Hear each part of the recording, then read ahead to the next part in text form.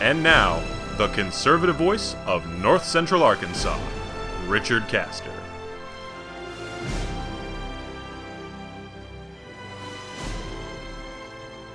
Welcome back. I'm here with the president of Hillsdale College, Dr. Larry Arnn. Dr. Arnn, thank you so much for joining us. Pleasure, Richard. It really means a lot. It's been my dream to have you on the show since I got here. We have been working towards it, so thank you so much. Something happened to me when I first got accepted to Hillsdale back in Mountain Home. And my parents came up here and they bought me a Hillsdale sweatshirt. And I wore it back home. I wore it into Walmart. And this older gentleman, he's walking with a cane, and he comes up to me and he says, "You're kidding." And I said, "Oh, about what?" He goes, "You go to Hillsdale." I said, "Oh, I'm about to start." And he goes, "Just today, I willed my house to that school when I die." And he just fell into my arms, and it was a really emotional moment for him. And so we see that with lots of donors to this school, and we see a lot of youth attracted to this school, which is a really hard school, and I think we pride ourselves on that. But what is that about Hillsdale that makes the old man weep in my arms out of the joy of helping my education, but then attracts people like our friend Paul Mittermeier or myself to this place? What is that about Hillsdale? Well, Richard, you're the example of that, right? So I will tell your audience that Richard and I have just finished a class on Aristotle's Nicomachean Ethics. And what does it say? Richard's doing fine in the class. And what do the ethics say? They say that people love beautiful things, and they move toward them. And so knowing the best things, although it's difficult, is a fulfillment of human nature. And one of the best things is human freedom. We are responsible for ourselves. We have the right and the ability to live our lives richly to the best of our abilities. And so that man probably understands that the college sees the connection between truth, beauty, and freedom. Beautiful. And part of our mission here is we are a liberal arts school. And when I say that to people, they say, "Well, what is that?" And I'd love for you to answer that. What are the liberal arts? We almost always get that wrong today. So what we think it means is broad, diverse, lots of different subjects. And you have to study a whole bunch of different things. And I always say today at lunch to some students, I asked them what the liberal arts were. And one of them said, broad, diverse, study a whole bunch of different things. And I said, okay, we're thinking about adding a welding school to the college. Will that make it more liberal? And they said, well, maybe welding is not one of the liberal arts. And I said, why not? So we floundered around with that for a while. But the liberal arts concern the ultimate goals of our lives, the things that, and of all life, the things that we seek at our best moments and with our highest purposes. So we all want to be healthy. We all want to be prosperous. We all want to have enough to have security and money and stuff. We all want to be learned. We all want lots of good things, and some of them are pretty elevated. But some of the good things we want are ultimate. We want to be happy. We want to be good. Your parents, whom I now know, they want you to be successful, but also they want you to be an excellent man. They want you to be happy because you deserve to be happy. How do you be happy? How do you deserve to be happy? The liberal arts is about questions like that. You're listening to The View from Hillsdale with your host, Richard Castor. Welcome back. So we talked in the last segment about how it's very obvious to see how the Founding Fathers had a lot in common. How that they openly proclaimed, yes, we argue, we fight, we debate, and we have these smear campaigns against each other. We always tell ourselves, this is the worst election I've ever seen. I've never seen such dirty politics. We tell ourselves that all the time.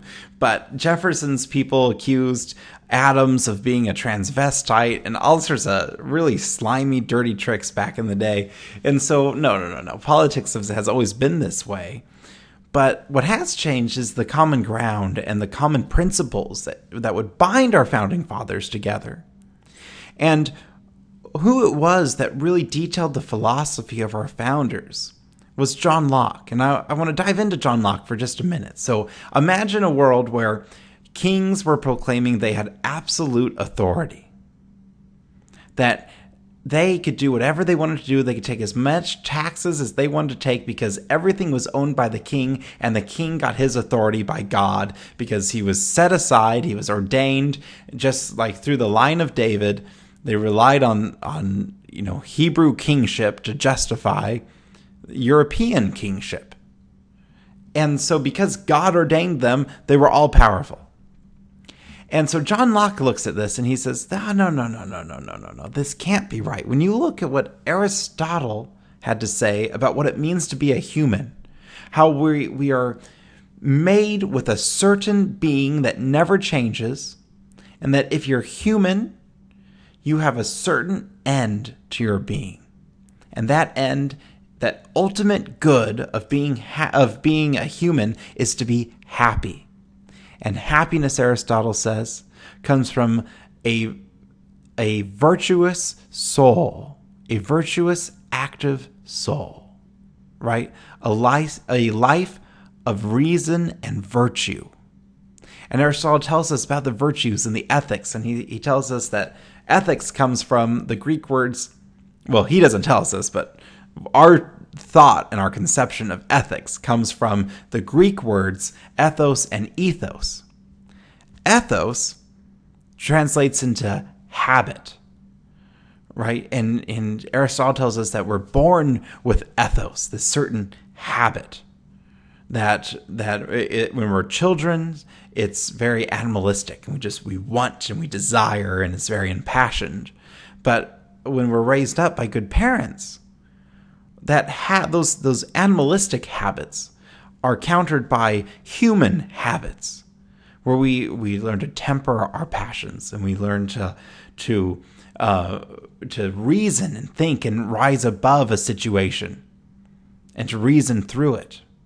And then, so that's ethos, and there's ethos. Ethos translates into sketch. And it translates into sketch because Aristotle used that term to describe what it meant to have character. And he said character, sketch, is sketched into our soul. And that character is what we reason to as we grow up, what we decide to do in difficult situations. That is our ethics. That is our character. And it's marked on our soul. And we can only get there once we fight our habits as a child, grow into reason, and then etch it into our character. That's what our ethics are. And every human is capable of that. Every human shares the same end. And so then we get Thomas Aquinas, who Europe had started going away from the teachings of Aristotle and leaning more on Plato. And Aquinas said, no, Aristotle was the father of our philosophy. And he must have been right. And of course, Thomas Aquinas, working within the Catholic Church, says, well, the church is right, and if Aristotle is right, how do we meld these two together? Do they contradict each other, or do they not? And he wrote the Summa Theologica, which is a tremendous, tremendous work, and really shaped the future of the world, describing how because we're human, because Aristotle teaches us about what it means to be a human and have ethics, that when we fully know ourselves, we know God's creation. And because we're created in the image and likeness of God, the more we understand what it means to be a human, the more dignity we give to the human species, to the human being, the more we know God. And the more we see God. He says that humans are elevated beings because when we look back on ourselves, we see God. We see God through our soul because we're created in God's image and likeness. And not just your, second grade Sunday school, oh, we're created in God's image and likeness, so we kind of look like him. No. We share a bond with the divine.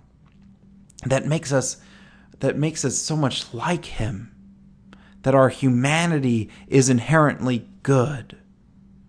And sure, when we fell out of his image, but not his likeness. We have likeness shared with God. And so when we discover these things, when we read the writings of Aristotle, we get to experience a little bit of the divine because of that likeness that we share with him. And so John Locke looks at all these things and he says, well, if all of this is true, then the king and the peasant share a common humanity. And the king has no right to take away the fruits of the labor of the peasant.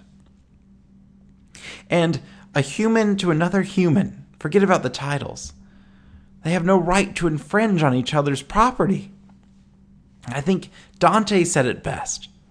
Dante talked, I think it's in the 8th book of the Inferno, and when he's talking about the souls that are in hell, and I hope you know Dante's Inferno, he describes different punishments for different sins in this great, it's not a theological work, it's a work of philosophy. And you dive into it, and it's really beautiful. And he says that those who sin against others' property have a special place in hell because we use our time and our talents that are given to us by God. So God used his talent to create us. We use our talent to make our property. And so when someone steals your property, they're not just offending you, they're offending what Dante calls God's grandchild. Because God created us and we create our own property. And so in that you see a sacred right to property. And Dante says, so look at this. If all humans are equal, if all humans are the same throughout all of eternity, all of the time of existence, then where do governments come from? Governments come from a social compact or a social contract. You can think of it that way, where a man living in the woods toils with his labor, creates a harvest, creates property. Then another man comes, and then another man and another man, and those men get together, men and women get together and form a compact so that they can live in peace and security. And before that compact starts, he calls it a state of nature. And he says the state of nature, it's better to live under the state of nature than it is a tyranny. But the state of nature can be chaotic because a bully can come in and try to steal your property. So that's why neighbor joins with neighbor to get this, enjoy the fruits of their labor in peace, tranquility, and security so that he can experience happiness. And not the happiness of, sipping some cherry rum on a beach, but the happiness of living a life of action in accordance with virtue. The happiness Aristotle teaches us about. And those are the principles that bound our founding fathers together, that founded this great nation, and has helped us for over 200 years be a beacon of hope and liberty across the world. Stay with us. You're listening to The View from Hillsdale with your host, Richard Castor. Welcome back to The View from Hillsdale, everyone. I'm here with Dr. Bert Folsom. Your newest book, which is Uncle Sam Can't Count. Right. Tell us a little bit about that book, maybe, first. Sure. Uncle Sam Can't Count is a history of failed government subsidies from George Washington to Barack Obama. Oh, wow. That covers a lot. It definitely does. But George Washington is one of our heroes. Surely he didn't have economic policy that didn't make sense. George Washington was a wonderful president. He was the best president in our history. And it goes to show even somebody who's so shrewd and so intelligent and so principled can sometimes make mistakes. He believed it was good to defend our country with a fur trade that would prevent the British from encroaching in American territory from Canada. They had a good fur company in Canada and the Hudson Bay Company, and he was concerned that they would come into the United States and incite the Indians to riot. Okay. And so therefore, if we had a good fur trade up there in North, the British would not come in and be a threat. But unfortunately, the subsidized company ended up being a disaster. The Indians hated it. And finally, a private company led by John Jacob Astor came in, and they did the trade with the Indians that captured the Indians for the United States. And so the beaver trade for pelts and other animals came to the United States because of Astor doing that trade with the Indians. They respected him. They did not respect the government company. Wow. That's just one. You're listening to The View from Hillsdale with your host, Richard Castor. Okay, first, can we just talk about your theme song? Because for the last 3 years, I believe that has been your song. And Yes. if I am recalling correctly, that is the song that Donald Trump walks out to at all of his rallies. What The resemblance is is pandering, Richard. That is something. The resemblance is pandering. It's a great song. It's one of the best songs ever written. It's an ounce. Help If you can America see this right become now, great this again. hand motion and the lips, oh my gosh. It's funny because we were watching a Trump rally and his plane comes down. All these thousands of people are there waiting at the airport. And, Before he has the little dancing girls come out in sparkly suits. And exactly. And Jingoism. this song starts playing, and I thought, oh my gosh, that's my theme song, which just makes me so happy because I love the man. You two hate him. so this was but- not a calculated move. You did not... No, he copied me. Oh, okay. Yes. Makes sense. How Do you flattering. think he's listening right now? Do we have a message for Mr. Trump? Probably, but we can laugh and we can joke. But the man is now, according to Newt Gingrich himself, the presumptive nominee for the Republican nomination, Well, winning let's- 90 delegates in New York this past Tuesday. And now it is mathematically difficult for him not to hit 1, 2, 3, 7 by the time of the California primary, which is the last primary in June. I think we're going to see it snowball, and I think we're going to have Donald Trump as the nominee for the Republican Party. And I want to get your guys' take on that. I know, Cheyenne, you're not a fan at all. And I know, Paul, you appreciate some aspects of his foreign policy. Well, let's not get carried away. Thank you all for listening. It truly means so much. We'll see you next week, right here on The View from Hillsdale.